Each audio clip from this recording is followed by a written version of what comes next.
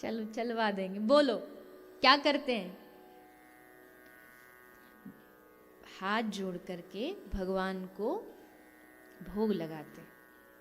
प्रसाद, उस खाने को प्रसाद बनाने का जो प्रोसेस है उसको भोग कहते हैं। भगवान को ऑफर करते हैं। हमें जो भी खाना है, हमें जो भी पाना है, वो हम भगवान को पहले अर्पित करते हैं, फिर उस प्रसाद को, फिर वो खाना भोग बन गया, फिर वो प्रसाद बन गया, तब उसको हम ग्रहण कर सकते हैं। तो क्या हुआ, उसमें जो अन्य और कोई भी दूषित तत्व हुए तो, क्योंकि आजकल तो भोजन में दूषित तत्व तो होते ही होते हैं। भोजन कोई भी शुद्ध रहा नहीं, हर चीज़ में इंजेक्शन है, हर चीज़ में जो पेस्टिसाइड्स इत्यादि सब चीज़ें डली हुई हैं। तो उस जो भोजन की शुद्धता को करने के लिए, उसको पवित्र करने के लिए, शुद्धता, साइंस आपको खाना शुद्ध बनाना बता सकती है। साइंस आपको पानी प्योरीफाई कैसे होगा ये बता सकती है कि घर में आरओ लगाओ, आपका पानी प्योरीफाई हो जाएगा।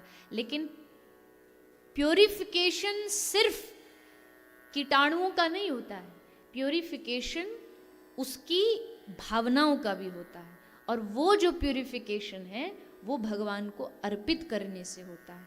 उसमें तुलसी पत्र डाल करके जब आप भोजन ग्रहण करेंगे तब वो खाना प्रसाद बन जाता है। इसलिए खाइए अच्छा, लेकिन उसको पहले भगवान को अर्पित करके, पहले भोग लगा करके, तब आप उसको ग्रहण करिए। तो बात शुरू हुई हृदय की भाव, हृदय की भावना। जब आप पशुओं में भी हृदय में उनके प्रति दया लाएंगे, गौ माता के प्रति दया लाएंगे, तब धीरे धीरे आपके मन जो है, आपका चित्त जो है, वो आध्यात्म की ओर, धर्म की ओर, भक्ति की ओर आगे बढ़ने लगेगा। सुखदेव राजा परीक्षित ने भी कलयुग को रहने के लिए जो 4 जगह दी हैं, उनमें कौन कौन सी हैं? उनमें एक है हिंसालय, जहां किसी की हिंसा की जाती हो, जहां किसी को मारा काटा पीटा जाता हो, उस जगह पर कलयुग रहता है। दूसरी जगह कौन सी है जहां कलयुग रहता है? मदरालय, जहां शराब पी जाती हो, उस जगह कलयुग रहता है। जहां किसी भी प्रकार का नशा किया जाता हो, कोई भी नशा हो, वहां पर कलयुग का निवास होगा। इसलिए उससे सावधान रहें। ये बातें ऐसा नहीं पता नहीं है लोगों को, पता सब है। नशा नहीं करना चाहिए, फिर भी करते हैं। वही वाली बात है, वो गया दुकान पे, वो तम्बाकू की पुड़िया खरीद के लाया, घर आके पढ़ा तो उस पे लिखा था तम्बाकू खाने से खांसी होती है। तो भाग करके वापस दुकानदार के पास लौट के गया और जाके दुकानदार को बोला, अरे ये कैसी नकली वाली दे दी तूने, असली वाली दे जिस पे लिखा होता है तम्बाकू खाने से कैंसर होता है। दुकानदार बोला, ले भैया तू कैंसर वाला ले जा, असल वाला ले जा। पता सबको है, पर करेंगे वही जो हमारा मन करेगा।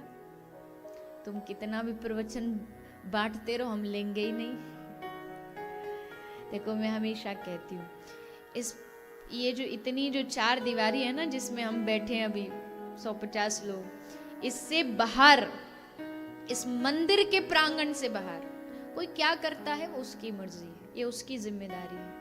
लेकिन जब आप कथा में आके बैठ जाते हो, जब आप किसी तीर्थ स्थल पर, मंदिर पर आ जाते हो, तो आपकी जिम्मेदारी सड़क पे खड़े हुए आदमी से ज्यादा बढ़ जाती है, क्योंकि आप एक पवित्र जगह खड़े। उसका जीवन पवित्र हो ना हो, क्योंकि उसके जीवन में सत्संग ही नहीं, बेचारे की क्या गलती। पर जिसके जीवन में सत्संग है, उसका तो कर्तव्य बन गया ना कि उसका जीवन पवित्र होना चाहिए, उसके जीवन में शुद्धता होनी चाहिए। इसलिए जितना हो सके कोई भी ऐसी बुरी आहार, बुरा कुछ नशा जो हमारे जीवन को नष्ट कर रहा हो, बर्बाद कर रहा हो, उससे दूर रहें, जितना हो सके दूर रहें।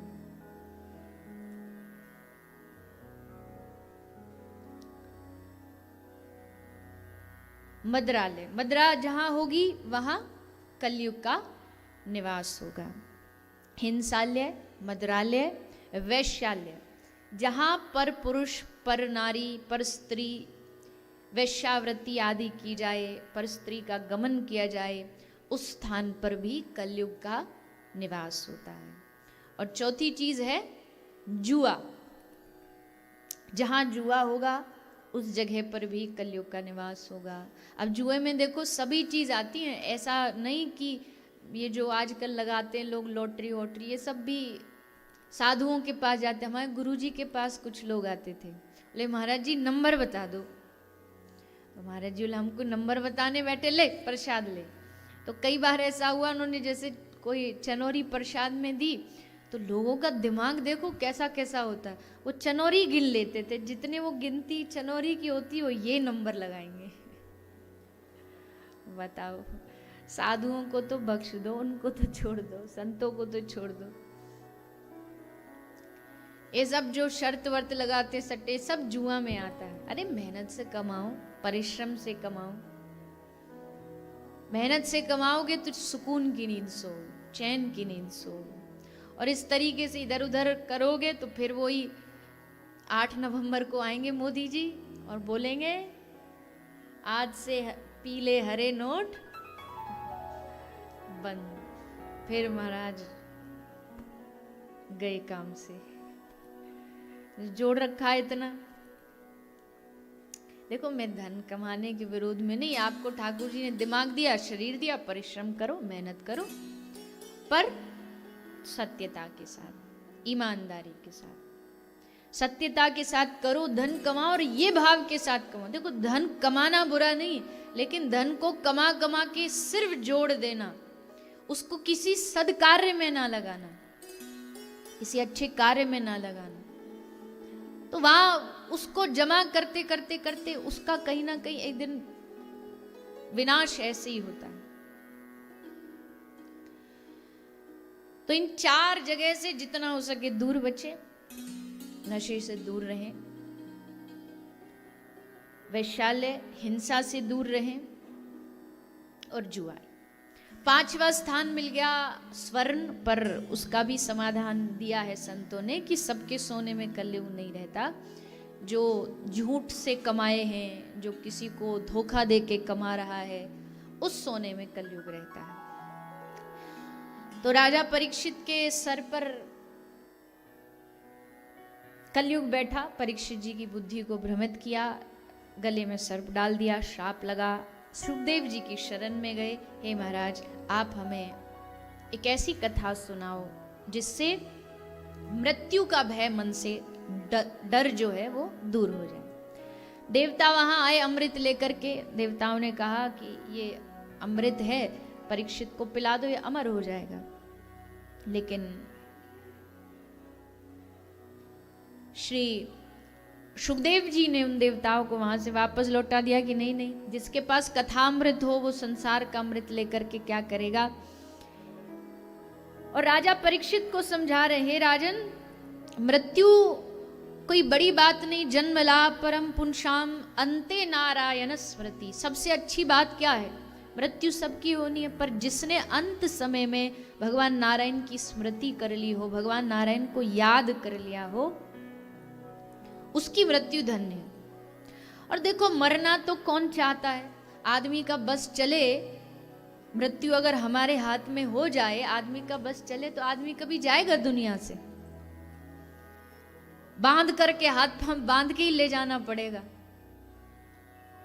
कभी नहीं जाएगा। लाख कोशिश करो कि भैया अपनी मर्जी से, अब तुम जी लिए ना 100 साल, अब चलो।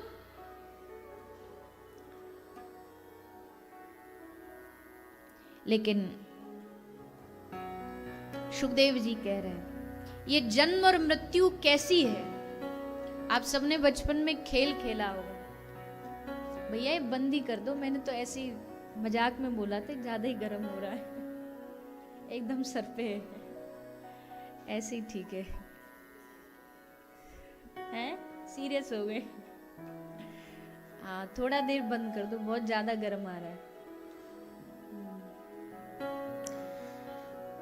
तो जन्म मृत्यु कैसा है? जन्म मृत्यु आप सबने बचपन में खेल खेला, अभी बच्चे खेलते हैं,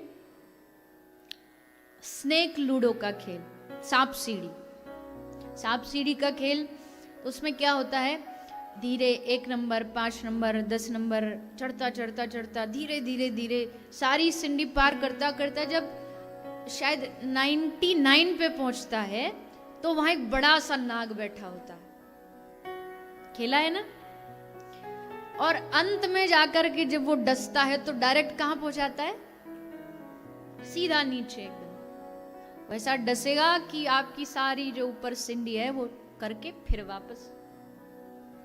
मृत्यु भी उसी काले नाग के जैसी है। 10 साल 20 साल 80 100 पर पहुंचने ही वाले होते हैं कि वहां काल फन फैला के बैठा होता है और ऐसा डसेगा, फिर 0 से स्टार्ट, फिर एक नया घर, नया परिवार, नया शहर, नया देश, नए लोग। आज तक हमें याद नहीं कि हमने कितने जन्म लिए, ये हमें याद नहीं, लेकिन शास्त्र कह रहे हैं यहां हम जितने बैठे हैं ना, करोड़ों करोड़ों जन्म लेकर के घूम करके, कभी पशु भी बने होंगे, कभी पेड़ बन करके सालों सालों खड़े रहे, पहाड़ पर्वत बन करके हजारों हजारों वर्ष तक कभी जड़ बन करके खड़े रहे, लेकिन बार बार घूमते घूमते घूमते घूमते फिर एक समय आया जिसको कहते हैं मानव योनि।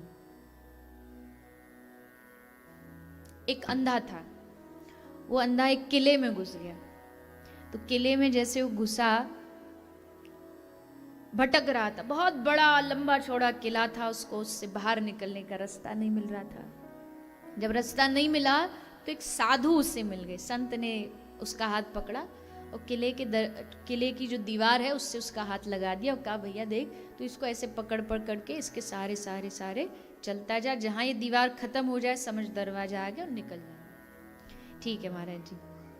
चल पड़ा, चलता जा रहा था, चलता चलता चलता चलता चलता जैसे दरवाजा आने वाला ही था कि अंधे के साथ साथ उसे एक और रोग था।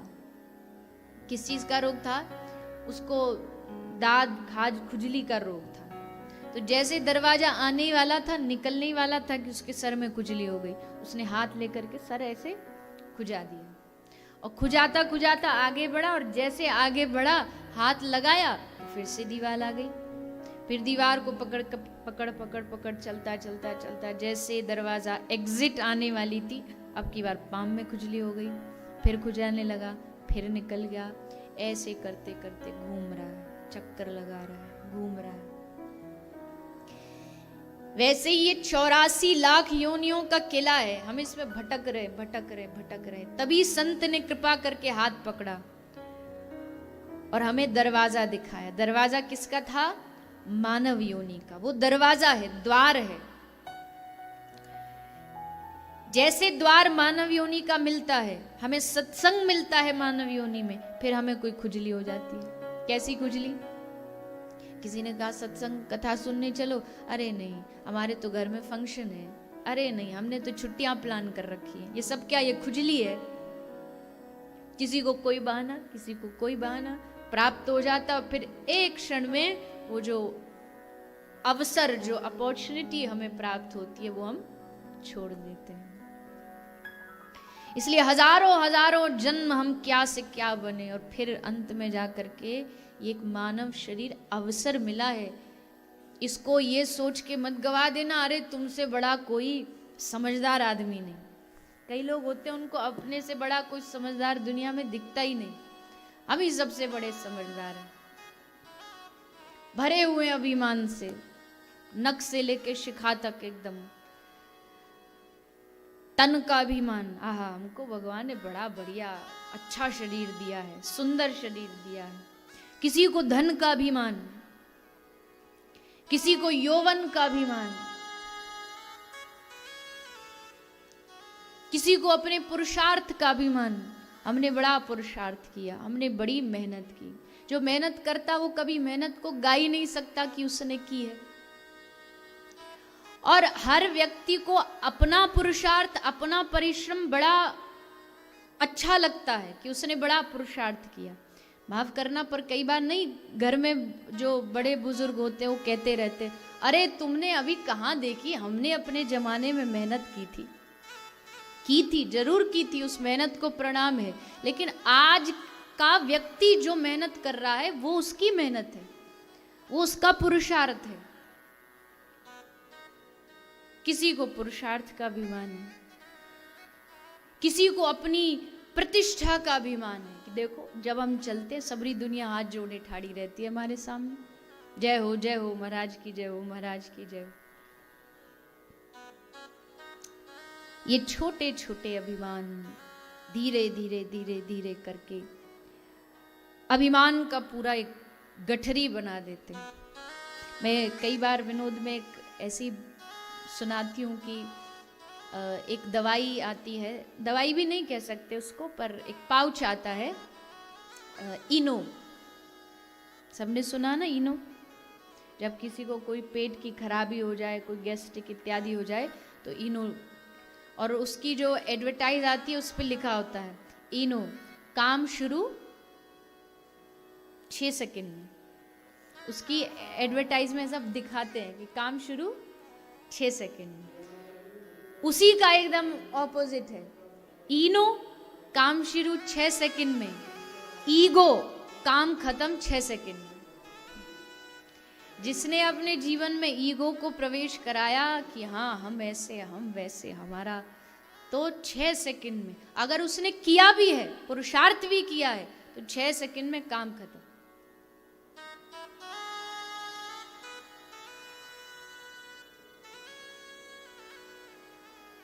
और वैसे भी अगर पूरी संसार की दृष्टि से देखा जाए,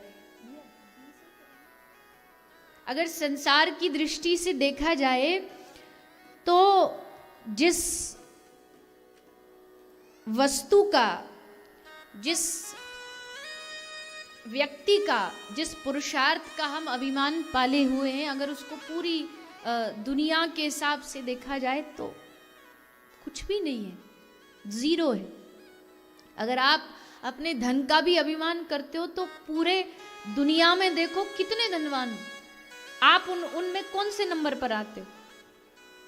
अगर विद्या का हमें अभिमान है तो दुनिया में कितने कितने विद्वत हुए, हम कौन सी गिनती पर आते हैं।